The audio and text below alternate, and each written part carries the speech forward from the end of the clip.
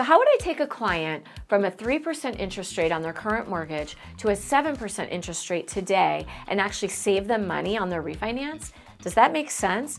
Well, it makes a lot of sense when people today in our country have the highest debt load we've ever seen and the lowest savings we've ever seen. But they do have a lot of equity, and that equity can be your saving grace. If you're buried in debt, you realize that credit card debt right now has gone up to 30% interest rate on most cards, 29, 30, that's what we're seeing. And your home equity line of credit that you probably took out at maybe 3% is now up to 9.5% in an interest rate.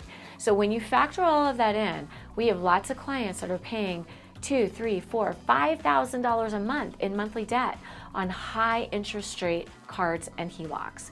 And if we could take that debt and we can roll it in and do a cash out refinance, so pay off that 3% first mortgage, but pay off a high credit card balances with high interest rate, pay off a high interest rate HELOC, maybe even pay off a high car payment and save you a few $1,000s a month, that cash flow can be deposited in your bank and you can live on it and have a better lifestyle.